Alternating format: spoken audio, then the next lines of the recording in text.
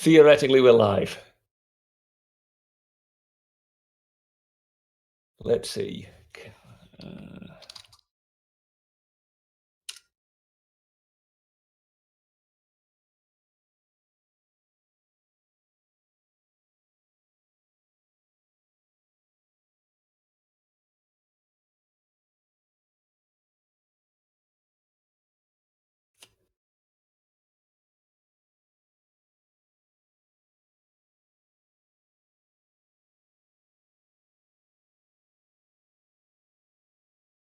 well, you say as always. Good evening, anyhow.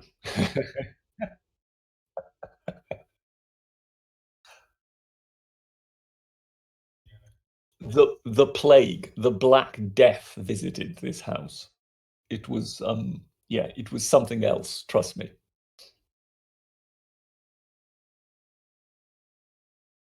Yep, yep.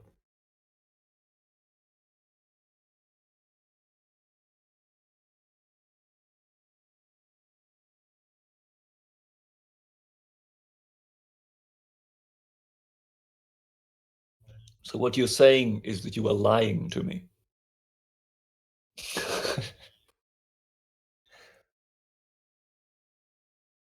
Well, I can hear you.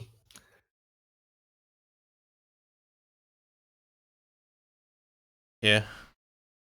See what can be found. I can only hear Britisher. This is awkward because I can see all the So audio coming through. this is effectively now my chance to talk to myself, is it? Whilst the rest of the world, the 97 people watching, 99, I'm told, basically listens to me ramble and meander, and we've just jumped to 104. Rambling and meandering appears to appeal to this audience. Well, hopefully, so much so that we've jumped to 109. Let's see. Hopefully, having removed and added the audio. Well, you see, Object of Hate has now just told me that they can now hear you. Marvelous. That's a good idea. So as I said, now it's obviously doomed. I mean, people were just flooding in as I was there talking to myself. So I've got the feeling this show has already peaked. Oh well, any show with you on it, British show, is the peak. So as I said before, welcome everybody to this week's edition of Fake Accents Unite. For those of you who are new, this is a podcast that I run once a week with the Britisher here, preferably when he's not ill, and we basically talk about the news, we talk about general things going on in life, and it's a pretty chill stream, as far as things can go. Well, that's as I say. That is as long as I don't provoke the Russians too much with my comments, and then get Novichoked in revenge. You just get poisoned. As long as you're not frequenting Salisbury, you'll be all right, I think. Yes. There you go. The people are throwing a tomato now because people's quality has definitely dropped as of a few minutes ago. This shows you how committed my subscribers are to actually having things.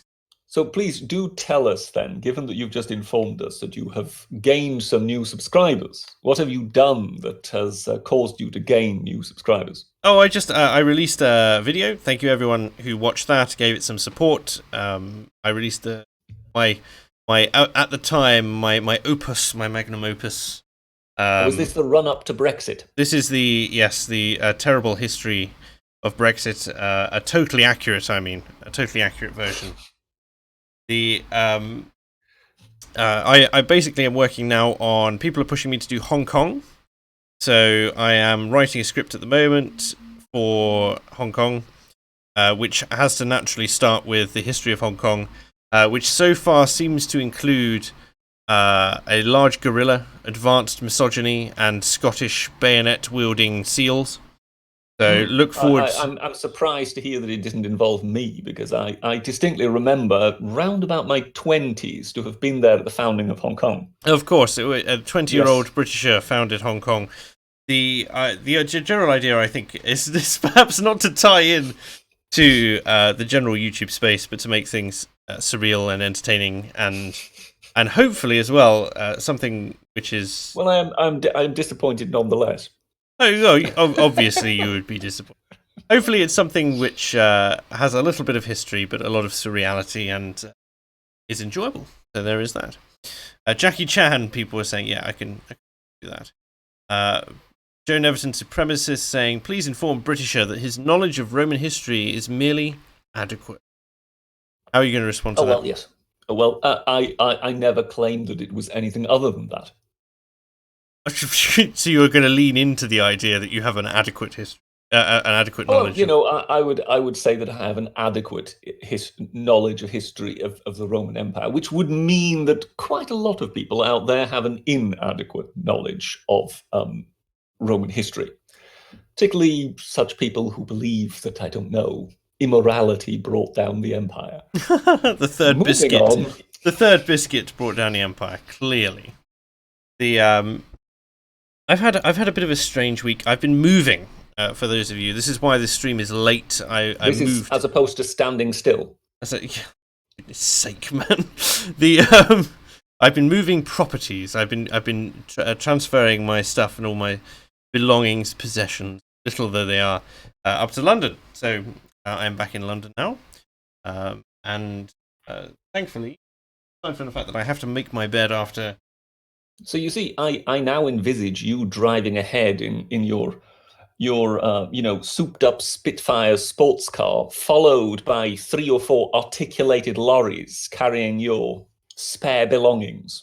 Yeah, and the car, of course, because I couldn't be possibly compelled to drive myself up here. That would be far too I low see. Yes, yeah, I forgot. You can't fly a helicopter and drive the sports car at the same time. class. How's your week, Godman? Hopefully, when did you recover? I saw that a week that was did drop on Sunday. Yes, yes. I mean, I am. Put it like this. This. I know this sounds ridiculous, but I'm far from recovered. Oh It, dear.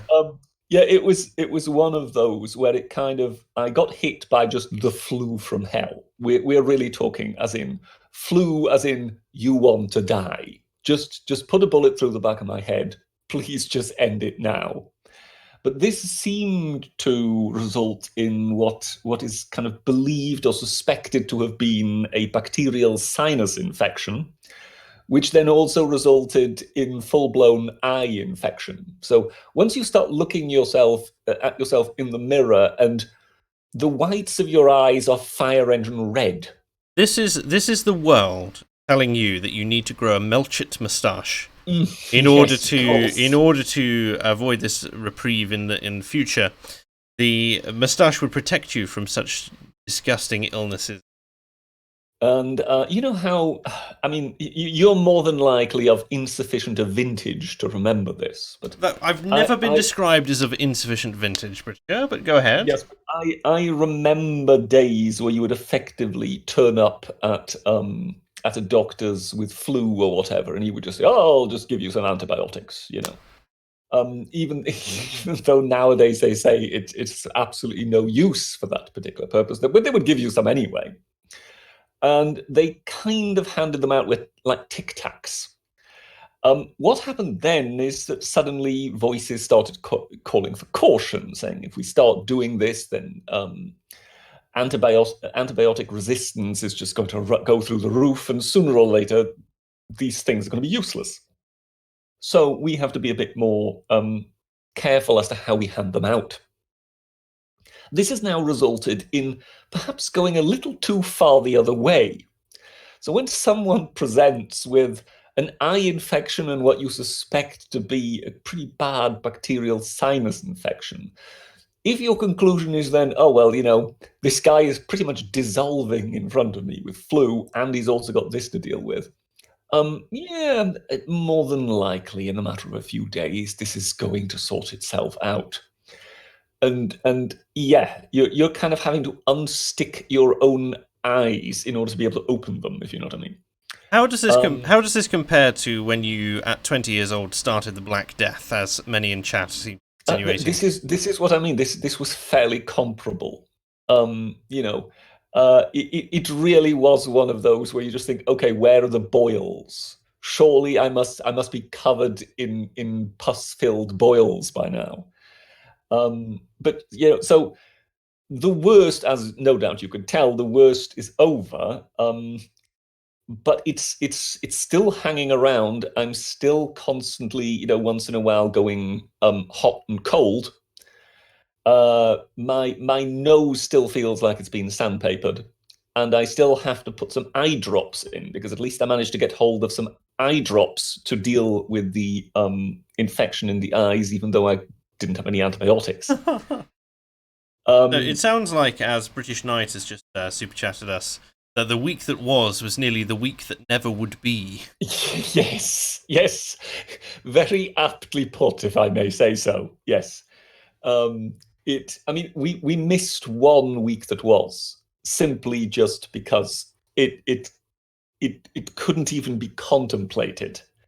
I have done 2 weeks that were, where I've been, in fairly bad condition, but nonetheless kind of, somehow managing to put it together. At the moment, I would describe myself as functional, but not well. So here I am. I'll take that, to be fair. You're of good use to me, functional, even if you're not well. I've been having an interesting week. Those things. Our rather hard-edged hard-edged colleague. The agent of the academic put out a series of tweets recently, basically. And he did a video, I think, a little while back as well, discussing the 1960s Civil Rights Act, and the fact that this was obviously a terrible thing to have taken place. It has opened the door to so many awful policies in the first place. Desegregation was very illiberal. So this is the United States Civil Rights Act. Yes, the US version. The desegregation of schools, very illiberal. I agree with him, liberal. But this as well tied in with his new compass, cannot be deciphered. And interestingly, it's caused me to consider, what creates progress, and caused me to think about, what things which are potentially liberal have caused positive change, negative change, and beyond.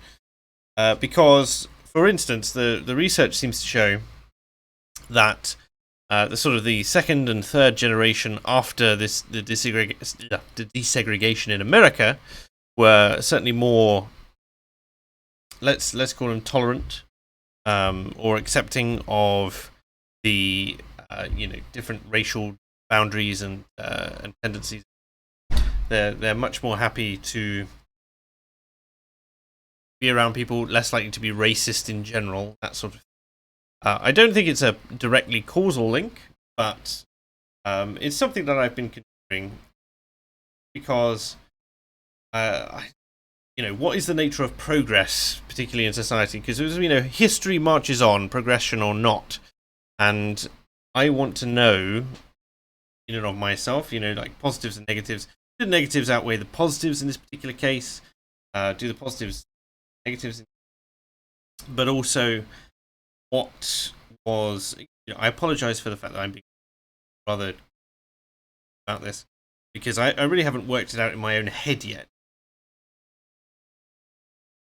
Beneficial? Why I would have some of the attitudes that we have now without this legislation? Positive, negative, and I don't think that be open for state intervention with this sort of thing. I am apparently clipping, and the audio is not going particularly well. I can hear you. I know. Clearly. Well, we can hear each other fine because Discord is doing fine. So this is the connection between Discord. Well, it could be. It could be that my microphone is also causing issues. Well, no. If it would be your microphone, I would tell you about it. Scuffed audio. I apologise to people for this. There's not much I can do about it at this point. So is there some kind of tap dancer going on? I mean, what is scuffed audio? Just audio that keeps cutting out and that sort of thing. Okay. I am now speaking closer to the microphone, and hopefully that will solve things. So I don't know if you, as a world-renowned centrist that you are, Britisher, have considered this at all either. Well, you see, when I dictated my thoughts to Saint Thomas Aquinas, um, uh, sorry, this was just a little joke to myself. Um, uh, one of the problems that we face with this is that it is both what we are observing is not really a fixed value, and whence we are observing it is also not fixed. So it's in a way, like when you turn on the tap and you've got water streaming out of it. More often than not, it will look like a solid stream, almost like an icicle, if you know what I mean. What you are trying to do then is to grasp that stream, only to ever realize that by the very notion of trying to grasp it, you're actually making it impossible. I know this sounds terribly relativistic and whatever, but this is just it, that if you look at what one was seeking to change with the actual individual laws, then you can judge it by that. Or you can judge it by, oh, well, that then led to something else. Do you understand what I mean? So the perspective completely differs. Then you've also got the fact of what position are you presently looking at it from? So have you just heard Hillary Clinton praise it to the nines and you've basically got full steam up on having heard that? Do you understand what I mean? Yeah, I think I do. So it's very difficult to just basically look at anything really and then just basically either declare it an absolute good or an absolute bad. Yeah, which I don't think you can do. Well, how shall we say, a good few people seem to, particularly on YouTube, let's put it like this, on social media, the tendency is to flock towards those people who either kid themselves into or pretend at absolute certainty, and who therefore then will declare, this is hideous, or actually it was superlative. Whereas the people who actually go, well, it's probably quite difficult to tell. How shall we say, it kind of rewards that certainty principle, which I think Mr. Agent is more than likely milking for all it's worth at the moment. Of course. But when has he not? I mean, we see all sorts of things. I believe he had a particularly aggressive discussion about the merits and the morality of certain sexual acts. Anilingus. Yes. Yes, he's fixated on one particular subject that is actually part of a much greater principle.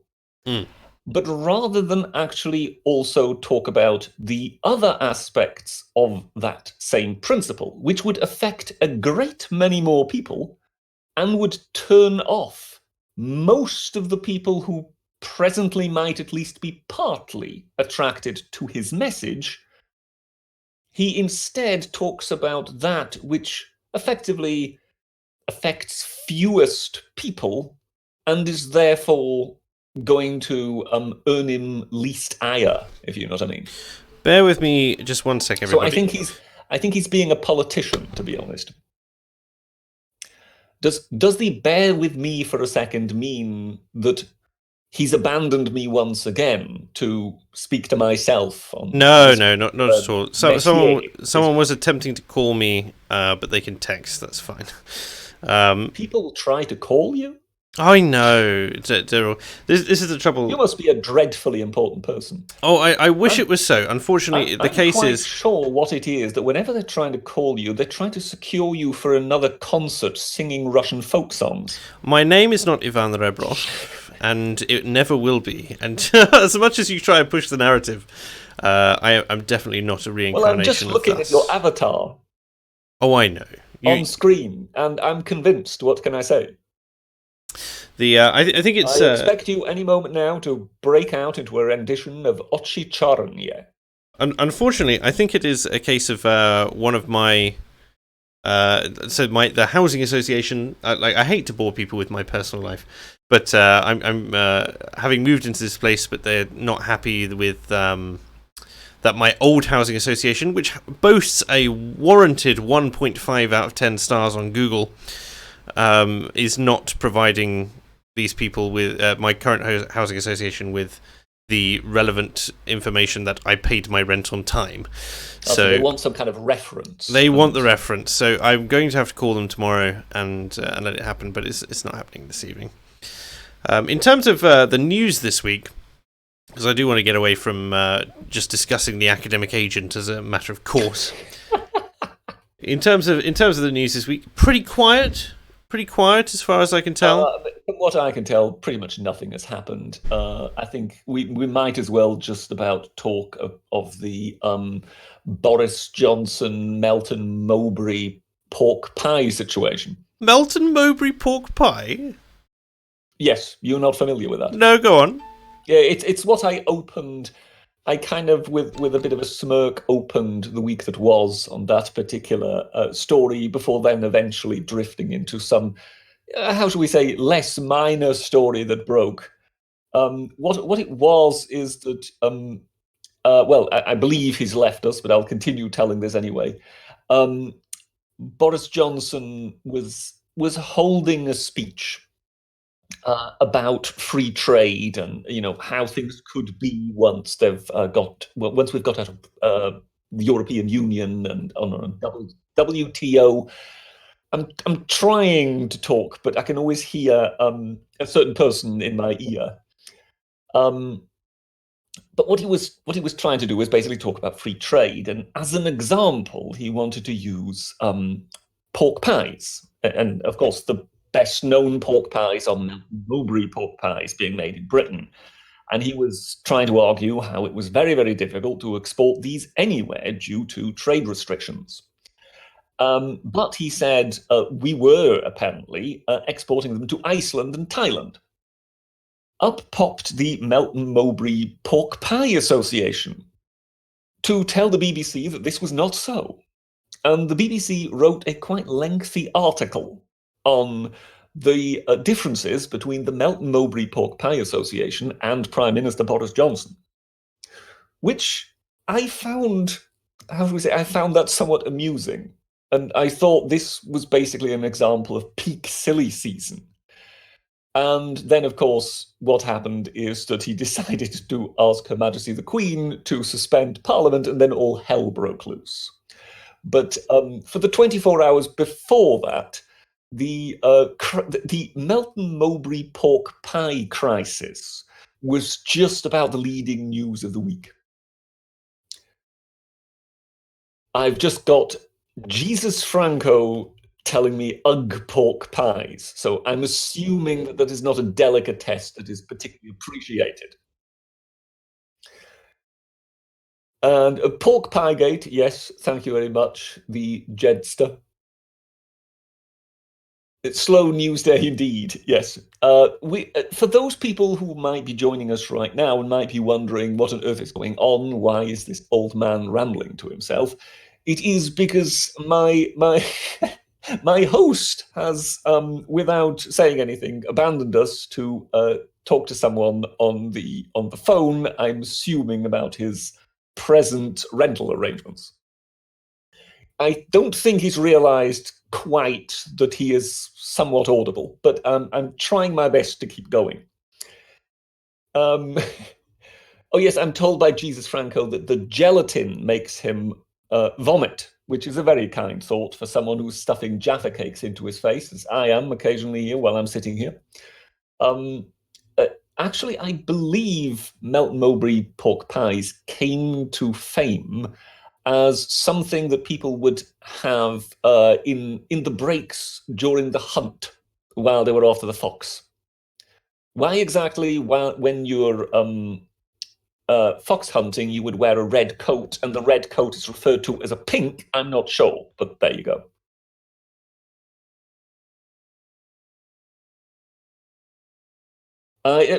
Ladies and gentlemen, I really am not sure when our host is going to rejoin us. Um, Maybe he's forgotten all about us by now. But Dominic is assuring me that this is all absolutely immoral. What exactly is it that I am supposed to say over and over again in order to get you drunk, Dominic? I remember there was something. Maybe you'll help me out on that one. Soros Sapiens asks me about my thoughts on the East Roman History Channel. Well, you will have to forgive me, I didn't have too much of a chance to listen to it. I listened into one or two clips, but I mean, they all looked about 20 minutes long or whatever, so I had a sort of quick shufty listening to one or two of them. It seemed it seemed fairly good stuff. Yes. Um, I'm not sure whether the person was reading from other texts or whether these were texts he had written himself. I could well imagine they might come from elsewhere. If you know what I mean, says S and GB. Is that what gets Dominic drunk? I know that is one of my ultimate weaknesses, if you know what I mean. It's one of the things I start waffling in order to fill dead space. Um, Particularly when it's a matter of being on live streams and not quite being as used to it as I would otherwise be, if you know what I mean. Dominic assures us all that I am absolutely fine and well. Yes, thank you very much, you thankless bastard. Uh,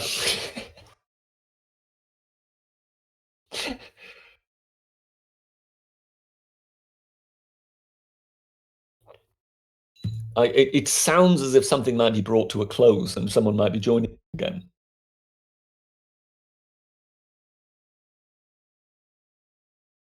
The Harry Channel asks whether I have a story about Alexander that I would care to share. Yes, he's insisting Alexander and not the Rome. But given that we're already being joined by a certain person, I've also got Dominic scoffing at me, derisively, of course.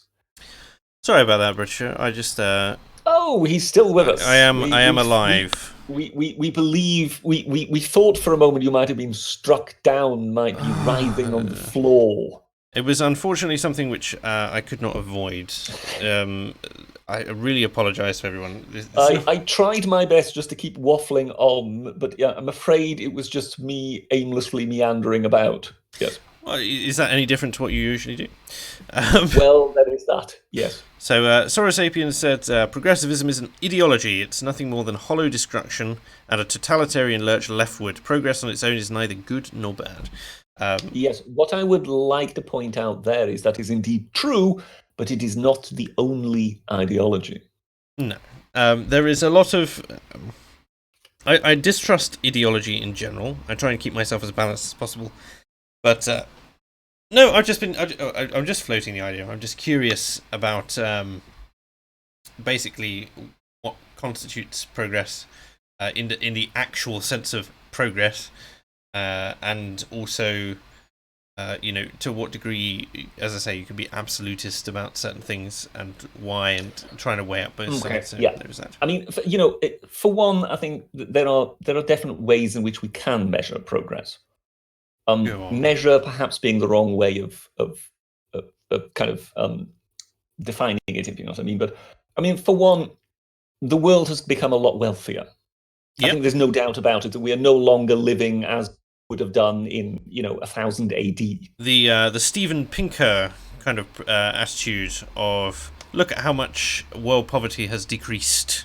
Yes, yeah, indeed. I mean that's undeniable. It's clearly there. People are saying, "Damn it, NSO!" Bridger was about to tell us about the Romans. Of course, yes. Then, of course, well, actually, I was being asked to talk about Alexander, but then you came back and interrupted everything. Oh, I do apologise. We can go back to that in a minute. That's quite right. But then the other issue, I think, is also liberty, just basic liberties. I would I know some people would sort of say, yes, in latter decades, we more than likely have become less free than we have been in the past. But again, if you go back a millennium and you compare it to where we are now, more than likely we're more free, we're more wealthy, we have greater capacity, much greater capacity, also due to the onset of technology. I mean, What? as we said, you have the luxury. I mean, obviously, you're in a highly privileged position. Having such monies that you can afford a helicopter and a sports car. Mhm. But those things are possible now, whereas they weren't 1,000 years ago.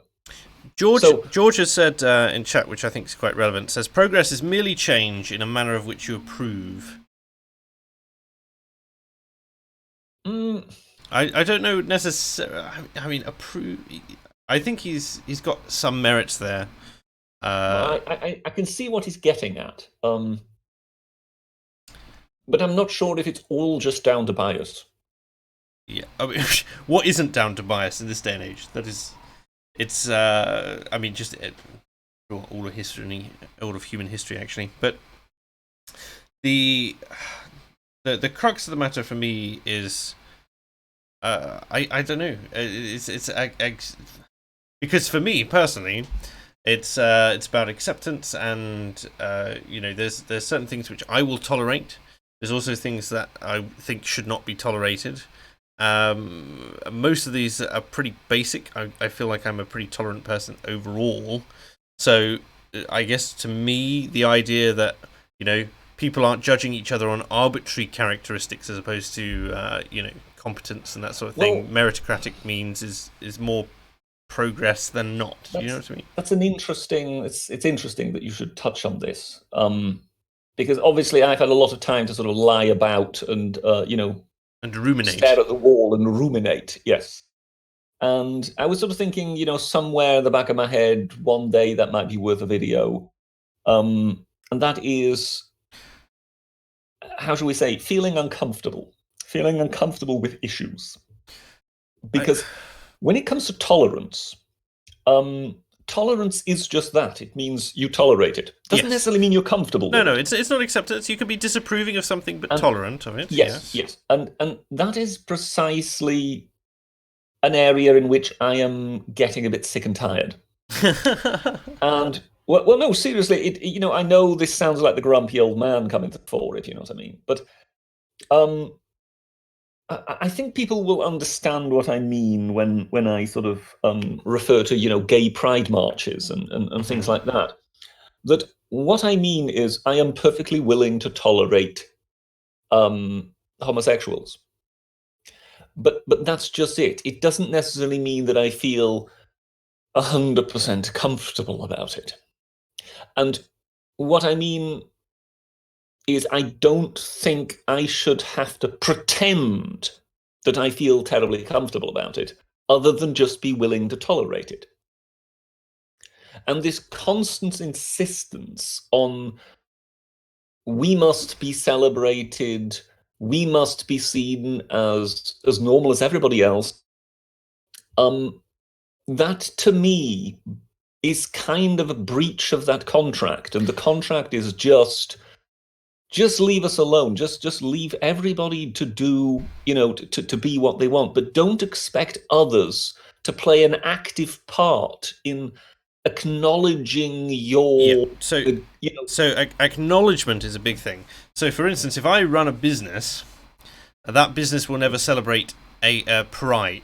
Pride, for instance, yeah, because to me, you're not special. yes, It's just I don't care where you put things, and I don't particularly care for let's call it the flamboyant aspect of gay culture, for instance.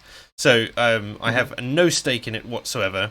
I have no interest whatsoever in promoting it, and I won't do so. I do not think that in this day and age, the idea that you are, just for the sake of who you put your genitals in, is a matter for celebration. So I'm not going to do it. I don't care if you're gay, but I'm not particularly keen on socializing, etc., with I'm not particularly going to be good friends with Alan Carr. Let me put it that way. Yes. Yeah. I mean, you won't be booking a table in the local gay bar anytime soon, will you? This has brought up an interesting thing because, as Mergut points out in chat, Dave Chappelle has come under fire recently, hasn't he? Because of a particular skit that he did. Let me see if I can pull it up. Oh, is that the one where he talks about the alphabet people? I don't know. I haven't actually seen the show. He I put believe it. I believe it's that one where he refers to, oh, it's because it's not okay with the alphabet people, and then obviously when the audience is a bit quizzical, he says the people I am talking about is the LBTQ, the alphabet people. Well, And I know he did a special called Sticks and Stones. yes, and I think that's. I could be mistaken, but I think that's the one in which he talks about the alphabet people. But there's several things which have caused controversy, as it were. He was talking about gun control. For one of I've these not seen things. the whole thing, so I don't know. I would assume that is more than likely the point that rubbed everybody up the wrong way when it came to the alphabet people. Someone's calling it a brave and perceptive commentary, which I don't think any comedian really sets out to have. It usually is to get a laugh and that sort of thing. But well, yes, but particularly observational comedy is precisely about that. It is about observing. It's about observing the absurdity of the world around them and pointing it out. You are therefore then the court jester who is actually perceiving the truth and saying it, but you are saying the one thing that everybody else is too politic to say. Yeah, so much stuff, particularly in a world in which, particularly on the American side of things, it seems to very much be you're either fighting Donald Trump or a MAGA hat wearing loon. Sort of seems to be the general consensus from the media. You're either a massive MAGA addict or you are, a snowflake leftist. Either or, dependent on your perspective. We just seem more and more polarized. I don't like that in particular in current politics at all. I think it's to a. Well, I mean, in all fairness, how far back does your observation of politics extend? Or probably only to the millennium. Okay, I mean, so it doesn't really go that far back, but when it comes to it, I can honestly say I've voted every which way. I voted Lib Dem in the middle. I voted for the Tories and I voted Labour. But I can honestly say that I feel that the left has completely lost its mind. Oh, absolutely. I would agree with that. This Certainly. is not, so this isn't the reason I point out my voting record is not, the reason I point it out is, look, I'm perfectly willing to kind of, choose my side according to whatever poison is going around at the moment. But as it stands now, I mean, put it like this, to put it very bluntly, if there isn't a general election coming up pretty soon, I will be voting Conservative. And I find that a very bitter pill to swallow, because the Conservatives are the ones who forced Theresa May upon us. And electorally, they ought to be punished for that. I have no and great yet, love. the reality is that because one side has completely lost its mind, we are effectively forced to vote for the other side, no matter what they bloody get up to. And that's not really the way it ought to be working in a democracy. But I really think that from the years and years now of watching politics, I can honestly say, yes, the left has presently just gone gaga. And, it's not as if I don't speak to people who, in my private life, other than just, being on YouTube and whatever, it's not as if I don't know people who are lifelong left-wingers and whatever. And I can see the despair setting in. And in some cases, some of those folks have just said outright, there is no way I'm voting for that lot. I mean, I know one particular person who is a lifelong Labour supporter, whose parents were lifelong Labour supporters. Not just Labour supporters, but active politicians. Mm-hmm. And, this person is saying to me, no way, absolutely no way am I voting for them. They're insane. And yes, I do not know what has got into them, but it is not sane politics that is coming from that side. So the reason I'm pointing that out is it's coming from the perspective of someone who has been watching this game for a quarter of a century and is looking at this and going, no, this doesn't make any sense. Well, I think it's more than a little reactive.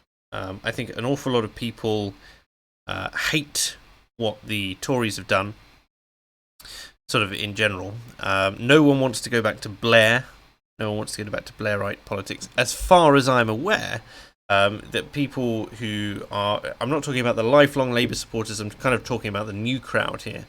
And especially the new group of people. And I'm not just talking about the youth here, I'm talking about, people in their 30s, who perhaps have only been... And people as well who've only been politically engaged since 2016 even.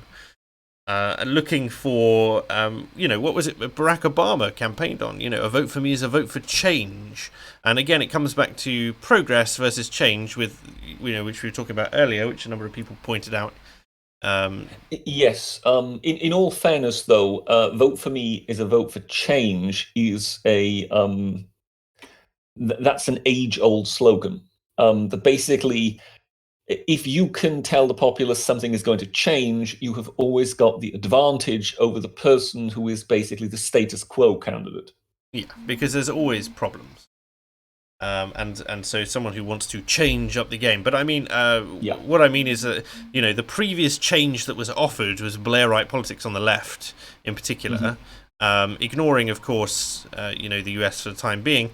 And that was seen very much by the end of it as Tory light. And so the reactive movement definitely went in favour of, let's go back to, or let's jump to something which is a lot more social, a lot more socialist in that regard. So I think, because no one thought Corbyn was going to win the leadership campaign. In fact, there were several candidates as well who just disappeared off the face of the earth in the wake of that particular change. The people who I can't even remember who they were, because I remember looking at it, because at the time I was, left-leaning, shall we call it. I still consider myself to be central.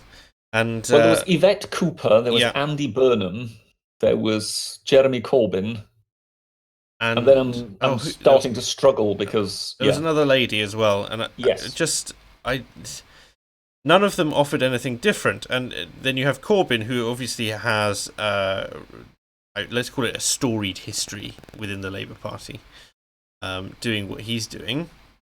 And people went for him. I think as well, the ability, they cut you have to be a member for X amount of time to vote in the leadership election, and they also cut the membership fee down to, what was it, $5. And so he definitely swept up the youth, who most of whom became immediately disaffected, but swept them up in order to make himself there. And of course, he's very difficult to remove now. I think when it comes to Corbyn's election, I'm a little more cynical, in the same way as I am when it comes to Blair's election, because just before you said, you're sure that people are sick and tired of a Blair. Not even necessarily Blair, but certainly Gordon Brown. But what I would say to the whole Blair thing is, I think that if you asked people now what they thought of Blair, everybody would say, yes, loathsome man. That is because now they know him. Mm-hmm. But if another Blair comes along, he can again succeed. Because Blair didn't succeed because he had good policies. Blair succeeded because he was Blair. He was a brilliant campaigner. The same thing can be said about Bill Clinton. The same thing, to a certain extent, could also be said about David Cameron. That these are the sort of how shall we say, political personas that actually get elected, as opposed to, oh yes, I'm voting for that particular man because he represents this, that, and Well, that. we haven't had that since Nixon tried it. And when it comes to Corbyn, the one thing that I heard again and again from people talking about Corbyn, and this includes the person who now says he would never vote for those lefty numpties ever again in his life. Mm. What you heard again and again were words such as genuine and authentic. So it wasn't about, oh, Jeremy Corbyn has said he will do this, this, and this in his policies. No, he looked like an old campaigner who actually, unlike people like Blair, who were complete opportunists and didn't have a genuine bone in their body. They would do whatever serves them. It looked as if he was actually a good old-fashioned, sort of lefty who really truly believed in things. And look where we are now. Yeah, that was the thing. A lot of people at the time said he was principled, and that was what got him in. Was they saw that at least we know what he stands for. Was one of those things. And of course, you also have the swept up of the old guard socialists, the Edward Heath sort of general sort of let's call it like social policy pushers. The kind of people who look at a massive change to the way Britain works in something like the NHS, and want someone who is going to come in and bring that kind of sweeping distinction for the British people, that kind of change which they see as being a very positive social policy brought in. Do you know what I'm saying? I understand what you mean. Something that's a sort of, without wanting to sound like Maoist China or whatever, something that's a leap forward, that sort of once every few decades something substantial may happen which will significantly redistribute wealth and sort of take everybody a step up, that sort of thing. In a in an unrelated but just completely harmless note, Garçon de Poisson has donated £2 and says the Penrith porker is the best pork pie in Britain. Okay, so there is it's that. funny that this would be coming from Fish Boy, obviously, but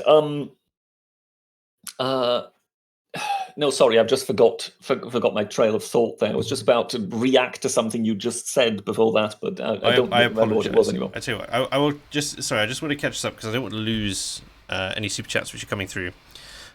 So British Knight says, tolerance, acceptance, and active outward celebration are not the same thing just because you're a sexual minority, nor should people be expected to believe it is. No, totally agree with that one. Tim Cornish says, it is so insane now that it must swing back to normal. If not, it will be the soy boy version of Mad Max. Yes, it's an interesting one. Because when it's a matter of going back in politics, that is very hard, if not almost impossible to achieve.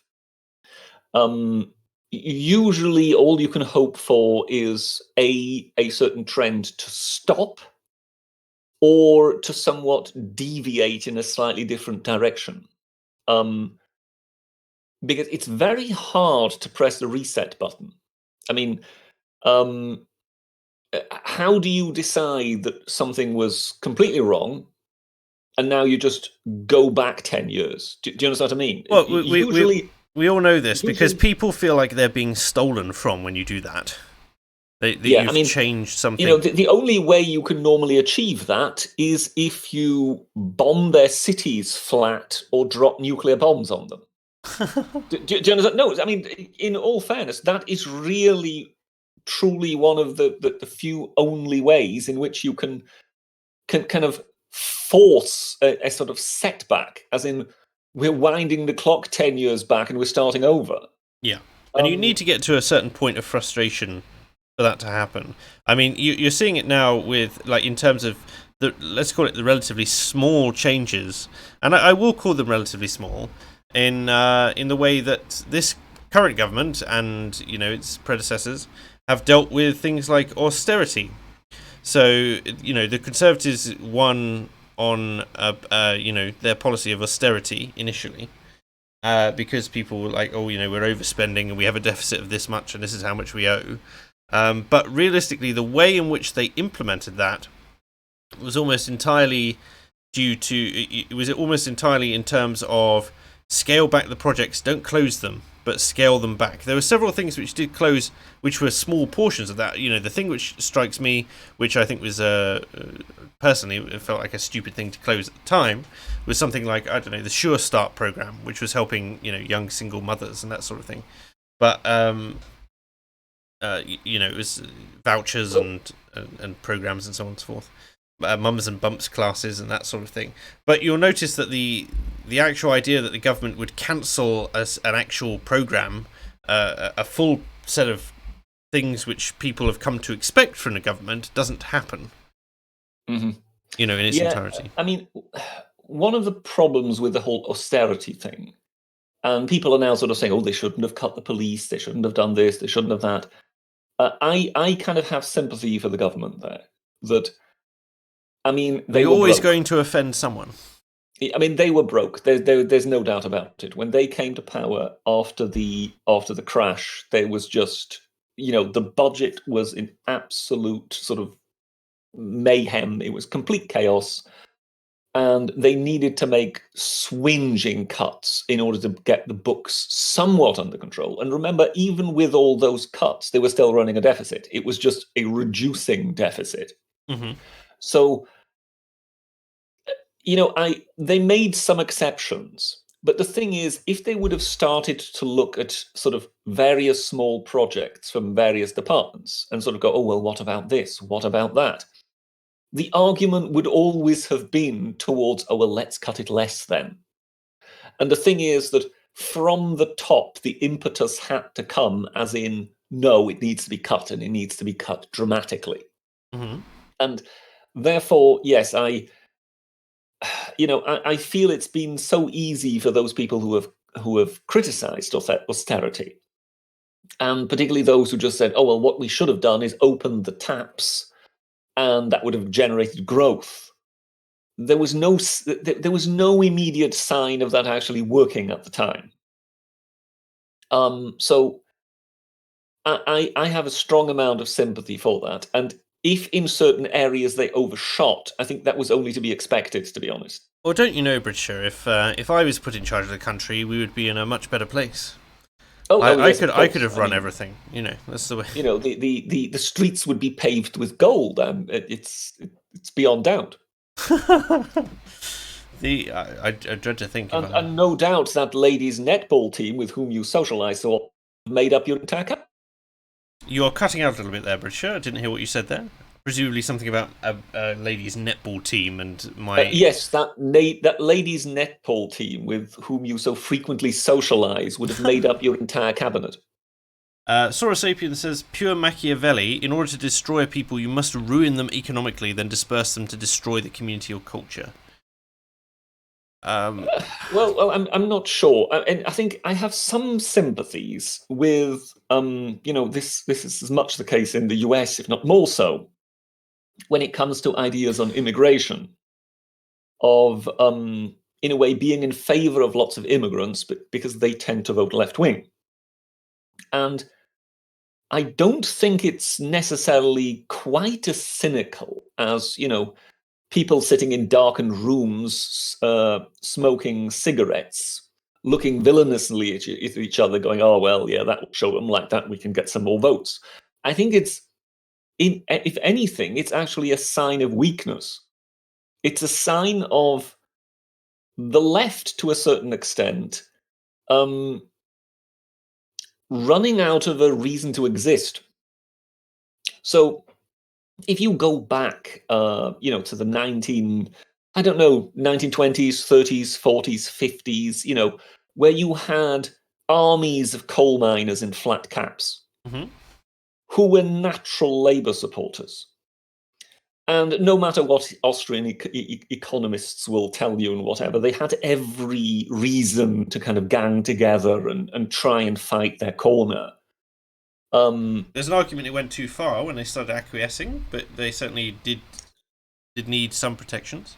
Yes, I mean, when you saw their living conditions and you saw where they were coming from, you kind of realized, why that would be so. Um, but what has happened is that the left has run out of those people. Yeah, That they don't exist anymore. whether it is due to the whether it is due to the success of left-wing policies of wealth redistribution, or whether it is due to the success of right-wing policies despite of the left, whichever way you look at it, you realize that obviously the nation has got much wealthier, and this is also the case in the lower rungs of society. I mean, it may not be in the underclass, so to speak, but generally it has clearly been the case. And once you start running out of your armies of dock workers and coal miners and men sitting in working men's clubs, because I mean they're closing down all over the place. I mean, I don't even know if there is still one in my town. um, once once those things go, what is your base? And to be honest, I'm not sure whether the left across the Western world is suffering a bit of a nervous breakdown and is desperate to try and find some sort of new populace. Well, they tried the youth, didn't they? And that didn't work out so well. Well, yes, but I really think it may be because they they're looking for a raison d'être. They're looking for a reason to exist, as in, what actually do we represent? We're supposed to be the working man's friend. Well, where are the working men? Do you understand what I mean? Yeah, yeah. No, I'm totally with you. Once, once your youth momentum militant movement is made up of middle class students, um, 5 weeks and you ago, look back at those old Pathé films of thousands of men going through the factory gates or the mine gates at changeover time with the shifts. And you look at that and you said, well, that was the Labour Party base. Everybody understood everybody understood the reality of that. When you saw sort of the shipbuilders in the Clyde come out of there, and it were thousands and thousands of men, these were armies. Quite you interestingly, it would be curious whether or not Brexit leads to the redevelopment of industries and then the re-establishment of that base. It would be interesting. Yeah, I'm not sure why it necessarily would, but if there's more of an it's more to do with if there's more of an impetus on, in the same way Donald Trump has gone American made, they will support American businesses. If in the wake of Brexit, the parties have to campaign on something which isn't Brexit, and the party which gets in is going to be campaigning on re-establishing British industry, for instance, not necessarily something like salvaging British steel, but it would be something like re-establishing X number of industries. I haven't thought too hard about that. I mean, the question is simply one of specialization, isn't it? Because I mean, that's really the way industry has gone. And what has happened in Europe is that industry has been kind of specialized into various areas. The Germans build the cars, the French create the nuclear power plant technology. You can sort of see it sort of spread out. The Dutch, that they grow a huge amount of vegetables and plants. I mean, pretty much, if you run a florist here in Britain, a huge, if not 3/4 of your stock, is going to be coming from Holland. Well, I'm thinking more. If you're talking about things which EU currently affects in terms of British industry, something like fishing. Yeah. We could see a flood more people into fishing. Well, that's a sort of a double-edged sword, isn't it? Because at one moment we won't have the Europeans fishing in our waters anymore. So you would then think, okay, fine, that makes for great opportunity. At the same time, we also possibly then wouldn't have the Europeans buying our fish anymore. It depends, doesn't it? It depends if they can. Precisely. This is one of those things that can go either way. So much subjectivity with it. I tell you what. Let me see. I've got one more super chat, and I do want to bring us on to the next topic because we're all in hypotheticals now. So Much Maple has donated $6 Aussie. Thank you very much. Says won't be able to watch the stream, but it's good to hear the British show once again. See, at least one person is happy to hear you. Well, there you go. There's one. But I do want to bring, because Boris Johnson has today really has been talking to the EU, and he's not going to ask the EU for a delay, that sort of thing. But of course, he's had trouble this week as well because of the whole proroguing thing with Parliament, and the fact that there are now protesters, although many fewer than I would have expected even, going out and protesting the fact that he's extending the break that politicians go on. Now, I don't think that the extension itself is anything particularly to shout home about, but the timing is interesting. But also the number of people who have been going and protesting this, and the campaigns that I've seen on Facebook and Twitter and all sorts, and basically the general idea that proroguing Parliament is an affront to democracy itself. That's a really interesting one. Also, the Queen being involved as well, and the number of people who, might have praised the Queen when Nigel Farage last week took aim at her, now saying, let's get the guillotines out, basically, because how dare she not stand up and deny Boris his anti-democratic move. Yes, she basically should have refused him. Mm-hmm. And what I basically asked in the week that was is, what grounds could she possibly have had to refuse him? Traditionally, she's not allowed either. Well, no, I mean, I think that is often overstated. Mm-hmm. I think she is not necessarily that much of a hostage to fortune as people like to make out. But I think when it comes to the British monarchy, it is largely governed by reason. I mean, reason not only as in what is best for the country, but reason as in, what will also help perpetuate the monarchy.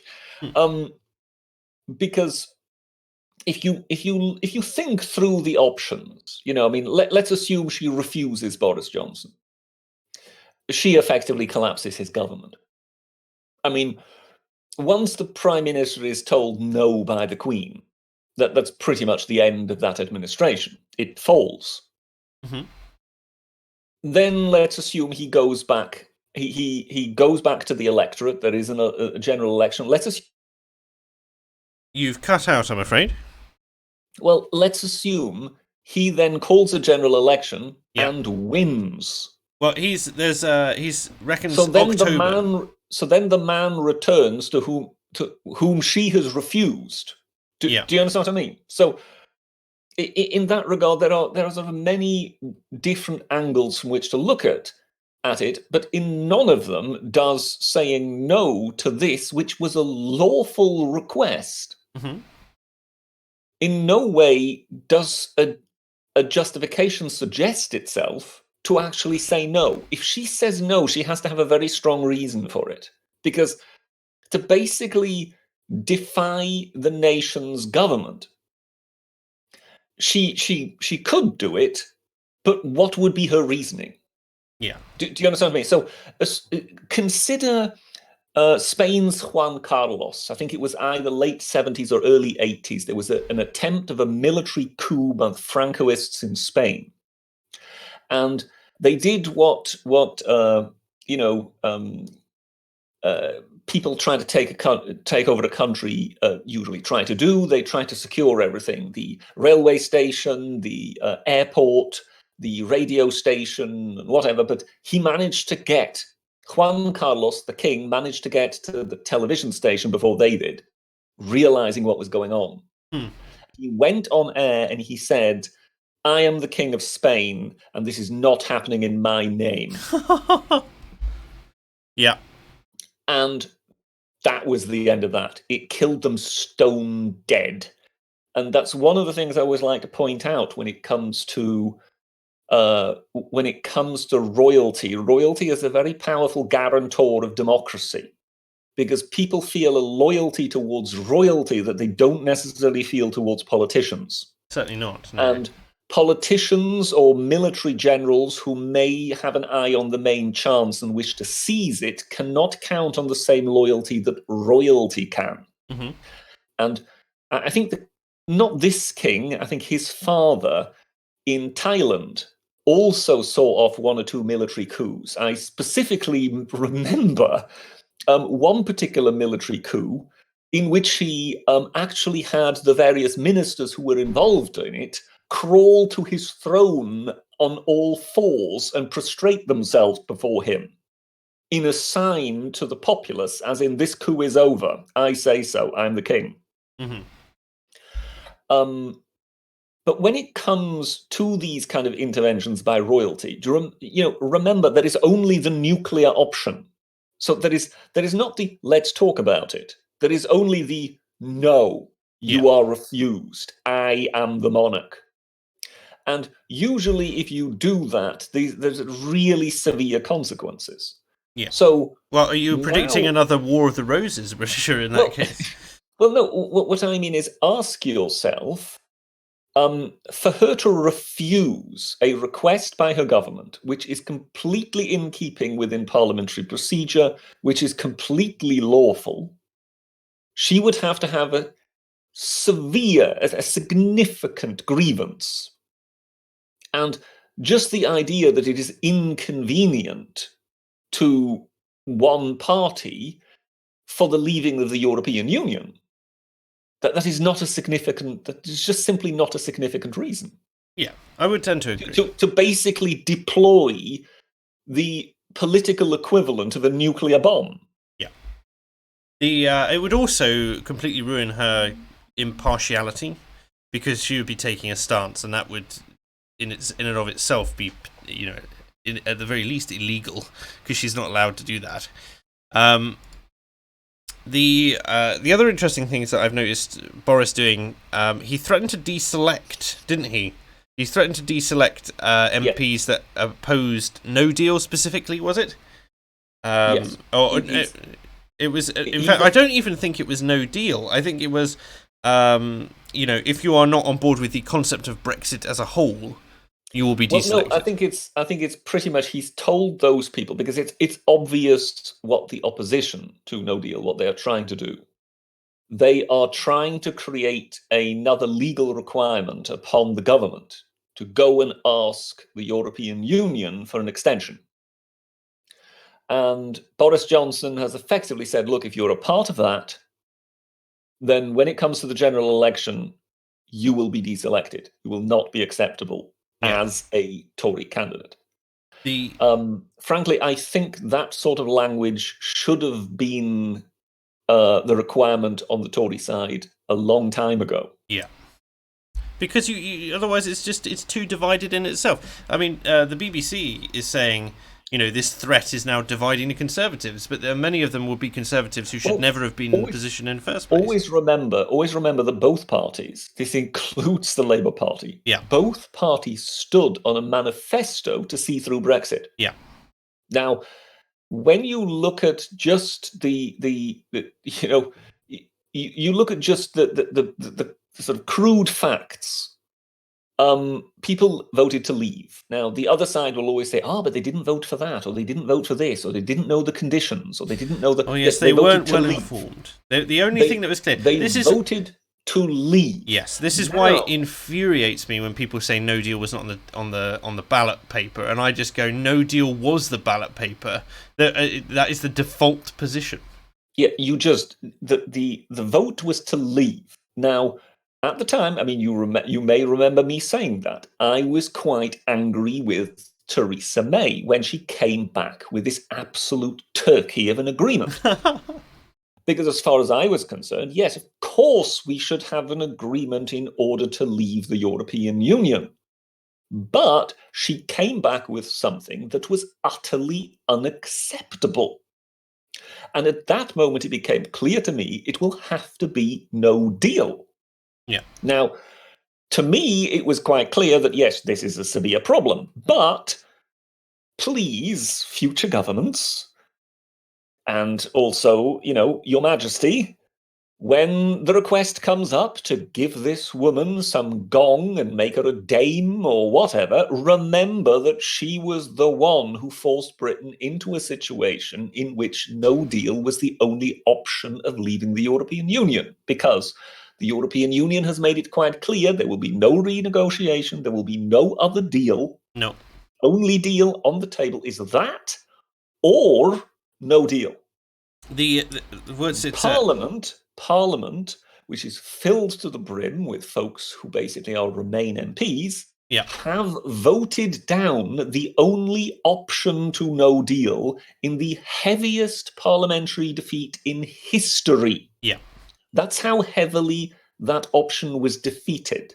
So if they say they don't want that deal, and they also don't want the only option offered them other than no deal, and then they say, oh, well, people didn't vote for this. This is utterly hypocritical. I don't think anyone's really questioning the hypocrisy. The one of the things Boris has said now is that should anyone... he's had a Downing Street address, and he says he doesn't want a general election, but if no deal is taken off the table, there would then be no point in continuing talks with the EU at the moment anyway, and therefore you would have to hold a general election because effectively his greatest threat, his greatest weapon, his greatest... yes, I mean, he's basically said he will not go to the EU. No, so he won't. And the basically... So in the very same way he has done what by law he would be required to do, which I say the Queen could do, which you say by law she is required to do. And that is, you can't actually get a person to act against their own conscience. And therefore, of course, the Queen would also be in a position to basically just say, no way am I doing this. The so the theory is that if no deal is continued to be taken off the table, there may be Downing Street has said there will be a general election on the 14th of October, a snap general election. Yes, and not even that date is absolutely certain. No. I mean, a general election is an absolute gamble on all sides. Tony Blair is warning Jeremy Corbyn not to, I quote, fall into the elephant trap of a general election, because he sees this as sort of luring Corbyn into a fight that he can't win. Of course, he wouldn't table it otherwise. And Corbyn himself is deeply unpopular, he's in a weird position within his own party at the moment because people are so unhappy. How can you be the opposition leader and be offered a general election and then say, no, we don't want one? Corbyn's made a number of bizarre moves, in my opinion. I mean, there are reasons why he can't, for instance, back Remain. I think he knows full well that would be suicidal. But at the same time, he's also alienating then any and all potential allies because he's there, but because he's not taking a particularly hard position on anything, as far as I can tell. It's, we would entertain the possibility of a second referendum, and if that came up, we would then obviously campaign on Remain. Well, put it like this. As far as I'm concerned, the Labour Party are now Remain. I mean, officially their position is, we're against no deal. But if you are voting down the only other deal that exists, which they did, they voted it down. So they voted down the only option, the only deal on offer, and they voted down no deal. Then, to my mind, to say that they are simply the anti-no deal party, when they rule out all options other than really just Remain or a second referendum, so they're either the second referendum party or they're the Remain party. Yeah, because I cannot see another option.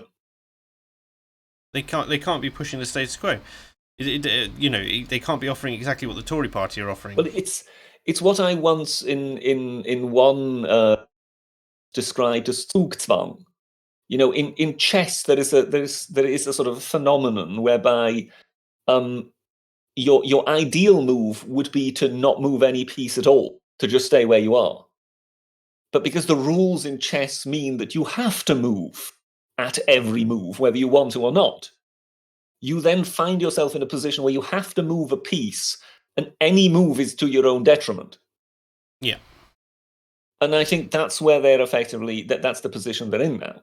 When it comes to no deal in general, here's an interesting thing. I know Guido Fawkes is not necessarily the most reputable source, but there is an interesting quote that they've got here from Germany, Deutsche Bank's chief economist, actually, saying that he believes that no deal Brexit will make no difference to the British economy, and that actually that they're fearing the British economy's impact on the fact that it would grow on the French and German economies.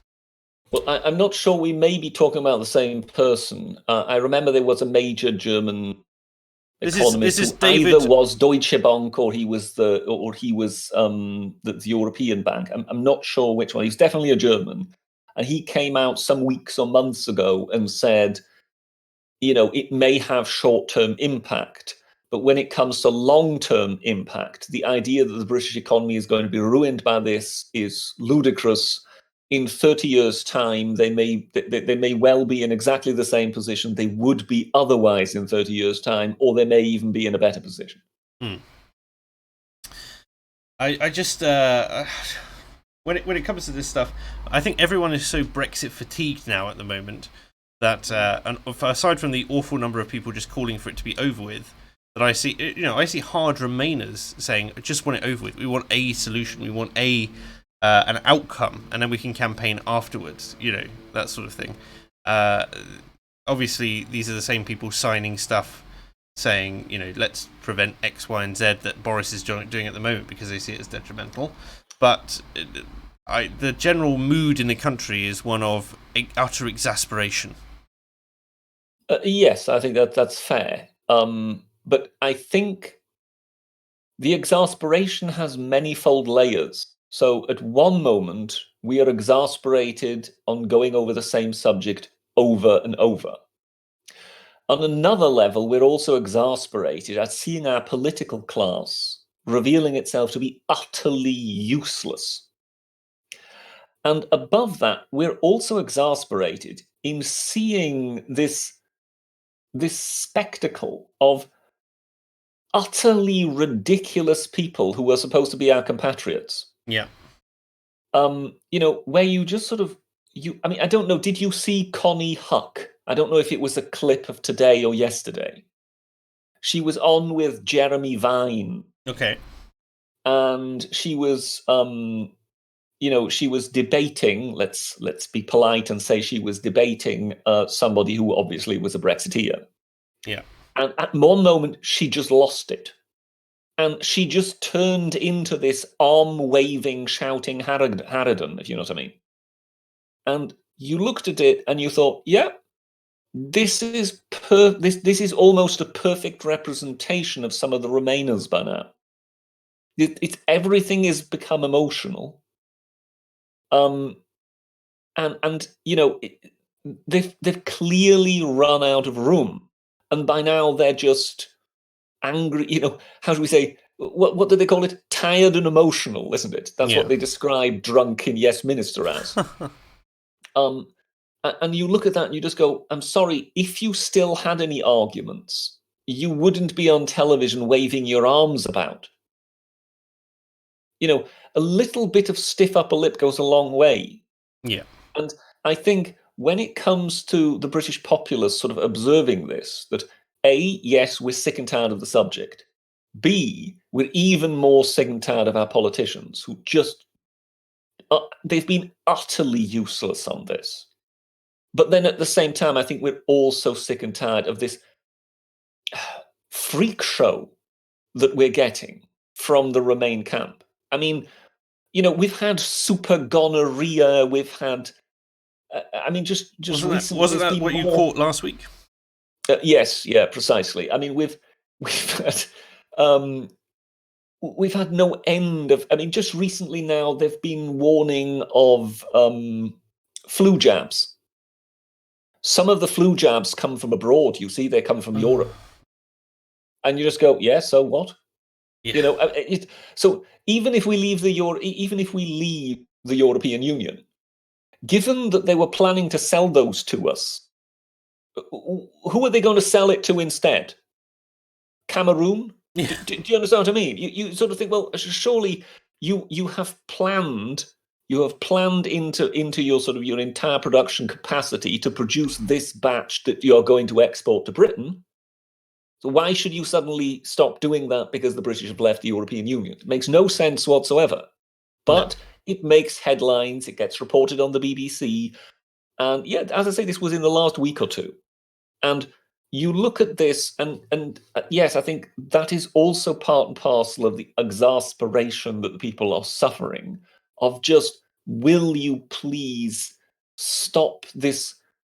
It's not that you're trying to manipulate us. That's annoying enough. It's you're trying to manipulate us, and you're not even particularly good about it. You know, we can, if we can see the strings move of the puppet, then we know it's a puppet. Yeah. This isn't even particularly subtle or sophisticated. It's just plain dumb. And yes, I think you can more than likely hear it with me. There is a certain sense of, will they please just call this a day now? Just give in. You've lost the argument a long time ago. Let's just get on with it. Ratface has donated $2 and says, "Capitalism ho." I'm really sorry, everyone. I think I'm going to faint. I'm in a lot of pain. So In that case, this might be a good time to end this stream. I think on that note, I'm going to have to end the stream. But thank you, everyone, for watching. Hopefully, we'll be back next week with a more entertaining show, which doesn't end with me collapsing. Goodbye. Take care, everyone.